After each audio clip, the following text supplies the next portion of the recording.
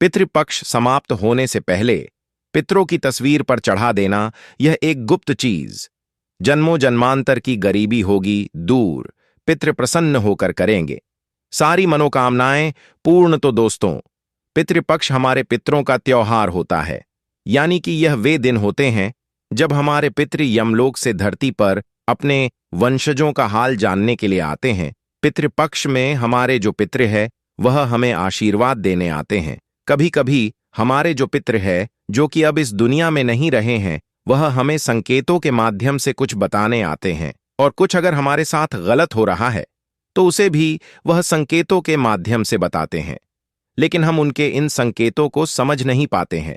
इसीलिए हमारे शास्त्र कहते हैं कि पितृपक्ष के 16 दिन सिर्फ धार्मिक रस्में निभाने के लिए नहीं होते हैं, यह दिन बहुत ही प्रभावशाली दिन होते हैं। यही कारण है कि शास्त्रों में कहा गया है कि जिस घर में पितरों का सम्मान होता है उस घर में कभी किसी भी चीज को लेकर कमी नहीं होती है। लेकिन दोस्तों, पूज्य गुरुदेव अपनी कथा में इस विषय पर कहते हैं कि अगर हर कोई व्यक्ति अपने पितरों को याद करता है, हर कोई उनका तर्पण करता है, हर कोई उन्हें भोजन अर्पित करता है, तो फिर क्यों कई घरों में पितृदोष हमेशा बना ही रहता है? क्यों कई घरों में सुख शांति बिल्कुल भी नहीं रहती है? और क्यों कई लोग संतान सुख से वंचित रह जाते हैं? तो पूज्य गुरुदेव ने बताया कि इसका एक कारण यह भी हो सकता है कि हमने हमारे पितरों को सम्मान ही नहीं दिया, या फिर इसका एक कारण यह भी हो सकता है कि हमें वह गुप्त रहस्य पता ही नहीं है जिसे हमारे ऋषि मुनियों ने शास्त्रों में लिखा तो है, लेकिन उस रहस्य को अभी तक बहुत ही कम लोग जानते हैं। दोस्तों, पूज्य गुरुदेव कहते हैं कि पितृपक्ष में हर कोई व्यक्ति अपने पितरों को भोजन अर्पित करता है। इसी के साथ कई घरों में श्राद्ध होता है, कोई हवन करता है, कोई गाय को भोजन कराता है, कोई पितरों के नाम का जल अर्पण करता है। लेकिन पूज्य गुरु जी ने बताया है कि हमारे शास्त्रों में एक गुप्त परंपरा बताई गई है, और यह परंपरा इतनी रहस्यमयी है कि इसके बारे के बहुत ही कम लोग जानते हैं। पूज्य गुरुदेव ने बताया कि अगर पितरों की तस्वीर या प्रतीक के साथ वह एक गुप्त वस्तु रख दी जाए तो पितृ तुरंत प्रसन्न हो जाते हैं, और प्रसन्न होकर वह अपने वंशजों की हर मनोकामना पूरी करते हैं। पूज्य गुरु जी ने बताया है कि यह वस्तु सभी लोगों के घर में बहुत ही आसानी से मिल जाती है। ये जो वस्तु है यह इतनी अधिक शक्तिशाली है कि व्यक्ति के ऊपर से जन्मों जन्मांतर के पितृदोष तक को मिटा सकती है। तो चलिए दोस्तों, अब जान लेते हैं उस गुप्त वस्तु के बारे में। लेकिन उससे पहले यदि आप भी चाहते हैं कि आपके पितरों का आशीर्वाद सदैव आपके ऊपर बना रहे और वह आपसे हमेशा ही प्रसन्न रहें, तो इस वीडियो को अभी लाइक करें, चैनल को सब्सक्राइब करें और कमेंट बॉक्स में पितरों की आत्मा की शांति के लिए ओम पितृदेवताय नमः जरूर लिखें। तो चलिए दोस्तों, बिना देरी के जान लेते हैं उस गुप्त वस्तु के बारे में जिसे आपको इस पितृपक्ष की समाप्ति से पहले पहले ही अपने पितरों की तस्वीर पर जरूर से समर्पित कर देना है। लेकिन पूज्य गुरुदेव ने बताया है कि इस गुप्त वस्तु को जानने से पहले आपको पितृपक्ष से जुड़े कुछ महत्वपूर्ण नियम, कुछ छुपी हुई मान्यताएं और कुछ गहरे आध्यात्मिक संकेत भी जानने होंगे, क्योंकि अगर आपने इन नियमों को नहीं समझा तो चाहे आप 1000 बार भी वह गुप्त वस्तु अपने पितरों की तस्वीर के आगे रख देंगे तो भी उसका कोई प्रभाव नहीं होगा। इसका कारण बताते हुए पूज्य गुरुदेव ने कहा है कि जब तक आपके द्वारा अपने पितरों के संकेतों को नजरअंदाज किया जाएगा, तब तक आपके पितर आपसे हमेशा नाराज ही रहेंगे। तो पितर हमें कुछ संकेत देते हैं ताकि हम उन्हें समझ सकें कि हमारे पितर हमें क्या कुछ कहना चाहते हैं। जब हम उन संकेतों को समझ लेते हैं और उस गुप्त वस्तु को पितृपक्ष के इन बचे हुए दिनों में से किसी भी एक दिन पितरों की तस्वीर पर समर्पित कर देते हैं, तो यकीन मानिए आपके पितर आपसे इतना प्रसन्न होंगे कि जो आपने सपने में भी नहीं सोचा था वह कार्य भी आपको पूर्ण होते दिखाई देंगे। तो इस वस्तु को आप जान सके उससे पहले आपको पितृपक्ष से जुड़े कुछ विशेष नियमों और संकेतों को समझना होगा, क्योंकि पितृपक्ष में केवल तर्पण करना, श्राद्ध करना या भोजन अर्पित करना ही पर्याप्त नहीं होता है। क्योंकि पूज्य गुरुदेव कहते हैं कि हमारे जो शास्त्र हैं वह स्पष्ट रूप से बताते हैं कि यदि नियमों का पालन न हो तो श्राद्ध का फल अधूरा रह जाता है। तो उस गुप्त वस्तु को जानने से पहले कुछ नियमों को भी आपको जान लेना चाहिए, जो कि हैं शुद्धता का नियम। पूज्य गुरुजी कहते हैं कि पितृपक्ष के दिनों में घर के साथ साथ व्यक्ति का मन भी शुद्ध होना आवश्यक है, क्योंकि यदि व्यक्ति के मन में क्रोध है, द्वेष या अहंकार है, तो ऐसे में पितृ तृप्त कैसे होंगे। इसीलिए व्यक्ति को अपना मन और वाणी दोनों ही पवित्र रखना चाहिए। अगला नियम बताते हुए गुरुजी ने कहा है कि पितृपक्ष के दिनों में व्यक्ति को मांस, मदिरा, प्याज, लहसुन जैसे तामसिक आहार का त्याग करना चाहिए, क्योंकि ये चीजें पितरों की आत्मा को दुखी करती हैं और उन्हें नाराज भी करती हैं। इसी के साथ पूज्य गुरुदेव कहते हैं कि पितृपक्ष में केवल पितरों को भोग अर्पित करना ही केवल श्राद्ध नहीं कहलाता, बल्कि आपके आसपास कोई गरीबों हो, ब्राह्मणों हो या आपके घर के बाहर यदि गाय, कुत्ते और कौवे आते हैं तो उन्हें भी आपको भोज जरूर से कराना चाहिए, क्योंकि यह सब पितरों तक सीधा पहुंचता है। इसी के साथ पूज्य गुरुजी ने बताया है कि कई लोग एक बहुत ही बड़ी भूल कर जाते हैं, यानी कि वह पूरे नियम से अपने पितरों का श्राद्ध करते हैं, उन्हें भोग भी लगाते हैं, लेकिन दिन भर वह अपने पूर्वजों को भला बुरा कहते हैं। तो यहां पर आपको कभी भी अपने पितरों को दोष नहीं देना चाहिए, उन्हें अपशब्द नहीं कहना चाहिए, क्योंकि उन्होंने जो किया 100 किया, लेकिन अब तो वह इस दुनिया में नहीं है। इसीलिए यदि वह आपके द्वारा सुनेंगे कि हमारे पूर्वजों ने हमारे लिए कुछ भी नहीं किया, तो यह सुनकर वह बहुत दुखी होते हैं। और जब पितृ दुखी होते हैं तो समझ लेना पूरा घर परिवार हमेशा ही दुखी रहता है। इसीलिए याद रखें, उन्हें आपको कभी भी अपशब्द नहीं कहना चाहिए, बल्कि कहना चाहिए कि हे पितृदेव, आज आपकी वजह से ही हम इस दुनिया में हैं। आप ना होते तो हम भी इस दुनिया में ना होते। यह कहकर उन्हें धन्यवाद देना चाहिए। इसके बाद दोस्तों, पूज्य गुरुदेव ने बताया है कि पितृ हमें कभी कभी कुछ संकेत भी देते हैं, जिन्हें हमें समझना होता है कि आखिर हमारे पितृ हमें क्या कहना चाहते हैं। अब यह संकेत कई बार हमें सपनों के माध्यम से मिलते हैं, तो कई बार किसी अनजान व्यक्ति के माध्यम से मिलते हैं, या फिर कई बार यही संकेत हमें पितरों से जुड़े कुछ जानवर जैसे कि कौवा या कुत्ता या गाय के माध्यम से मिलते हैं। पूज्य गुरुदेव ने बताया है कि यह सब संकेत हमारे पितरों के संकेत होते हैं। इन संकेतों के माध्यम से वह हमें बताते हैं कि वे हमारे पास हैं, हमें देख रहे हैं, हमें मार्ग दिखा रहे हैं।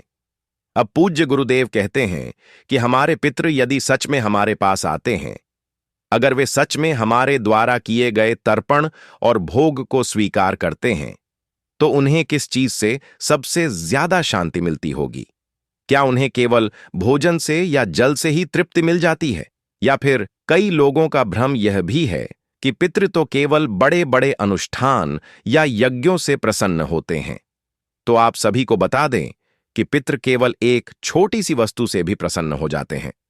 वह आपसे यह कभी भी नहीं कहेंगे कि आप हमें सोना चांदी या कोई हीरा मोती या कोई बहुमूल्य रत्न चढ़ाए। तो पूज्य गुरुदेव ने बताया है कि पितृ तो केवल घर में रखी उस छोटी सी वस्तु से भी प्रसन्न हो जाते हैं, जो कि लगभग हर घर में मौजूद रहती है। लेकिन पूज्य गुरुदेव ने बताया है कि इस वस्तु को पितरों के सामने नहीं, बल्कि गुप्त रूप से उनके पीछे ही रखना चाहिए, क्योंकि यह वस्तु केवल दिखावे की नहीं होती है, बल्कि यह वस्तु केवल श्रद्धा से जुड़ी हुई है। यह वस्तु पितरों और वंशजों के बीच आत्मिक संवाद का माध्यम है। अब किसी भक्त ने पूज्य गुरुदेव से पूछा कि गुरुजी, आखिर पितृ पूजा इतनी गुप्त रूप से क्यों की जाती है? आखिर इसका क्या कारण है? तो पूज्य गुरुदेव कहते हैं कि पितृ पूजा दिखावे के लिए नहीं होती, यह केवल आत्मिक शांति और संवाद के लिए होती है।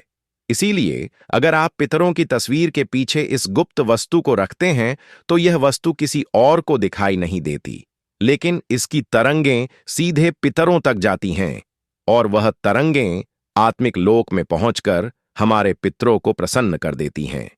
तो आखिर वह गुप्त वस्तु क्या है जिससे नाराज पितृ भी प्रसन्न हो जाते हैं? और हमें कभी भी पितृदोष का सामना नहीं करना पड़ता है। तो दोस्तों, शास्त्रों ने जिस गुप्त वस्तु का उल्लेख किया है वह है अक्षत और तिल का मिश्रण। अब दोस्तों, पूज्य गुरुदेव ने बताया है कि यह वस्तु आपको सही तरह से और सही नियमों के साथ ही अपने पितरों के समक्ष रखनी है, तभी जाकर के आपके पितृ आपसे प्रसन्न होंगे। लेकिन उससे पहले आखिर क्यों पितरों की तृप्ति के लिए तिल और अक्षत का ही प्रयोग किया जाता है? क्यों कोई अन्य वस्तु पितृ स्वीकार नहीं करते हैं? तो दोस्तों, पूज्य गुरुदेव कहते हैं कि तिल को शास्त्रों में सबसे पवित्र अन्न कहा गया है और तिल की सबसे बड़ी विशेषता यह है कि यह आत्माओं की प्यास बुझाता है। अर्थात तिल जलम पितृभ्य स्वाहा, यह मंत्र सदियों से श्राद्ध में बोला जाता रहा है। इसीलिए माना जाता है कि तिल की तरंगें सीधा पितृलोक तक पहुंचती हैं और अक्षत यानी कि बिना टूटा हुआ चावल, जो कि पूर्णता और अखंडता का प्रतीक है। इसीलिए जब इसे श्रद्धा से अर्पित किया जाता है तो यह पितरों के लिए संतोष और तृप्ति का कारण बनता है। इसलिए तो कहा गया है कि यदि पितरों की तस्वीर के पीछे तिल और अक्षत रखे जाएं तो पितृ प्रसन्न होते हैं और वंशजों को आशीर्वाद देते हैं। लेकिन इसका भी एक सही नियम और विधि होती है जो कि आपको आगे बताई जाएगी, लेकिन उससे पहले इसके फल को भी आप जान लीजिए कि आखिर इसका फल क्या मिलता है। तो दोस्तों, पूज्य गुरुदेव ने बताया है कि जहां पितरों का आशीर्वाद होता है वहां दरिद्रता, कलह और रोग कभी नहीं टिकते हैं। गुरुजी ने बताया है कि जो भी व्यक्ति पितृपक्ष के शेष दिनों में से किसी भी एक दिन इस वस्तु को पितरों की तस्वीर के पीछे सही विधि और सही नियमों के साथ रखता है तो ऐसे घरों में धन धान्य की कभी कमी नहीं रहती है।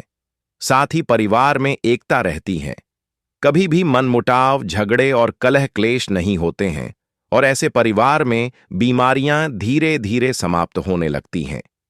साथ ही पितृ सपनों में आकर आशीर्वाद देते हैं, जिससे मन को गहरी शांति और सुकून मिलता है।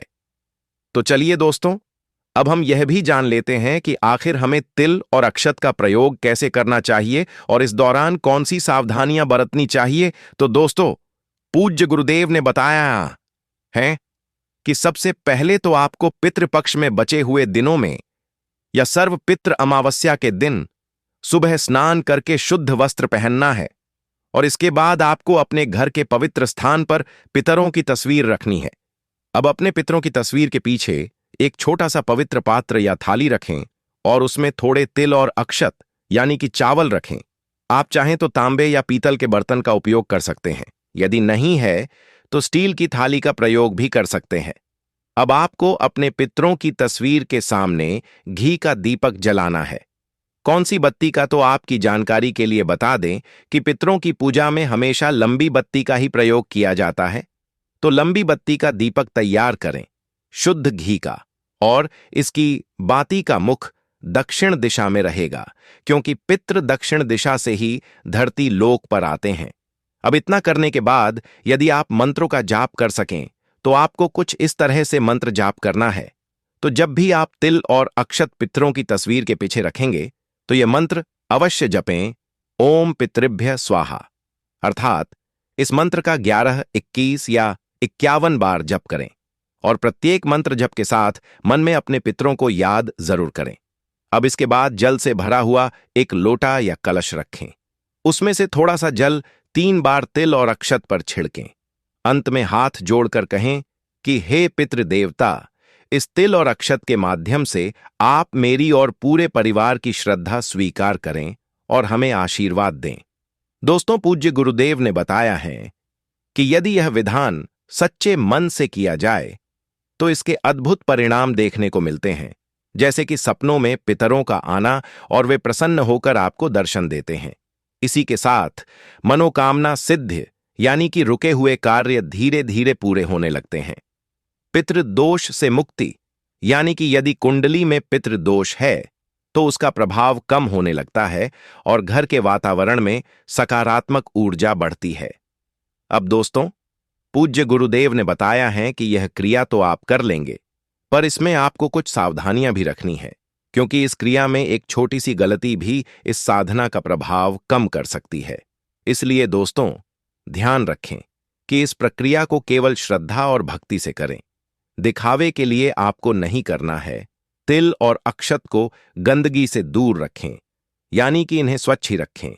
हर साल पितृपक्ष में पुराने तिल अक्षत प्रवाहित करके नए रखें और पितरों का स्मरण करते समय क्रोध या नकारात्मक भाव मन में न रखें।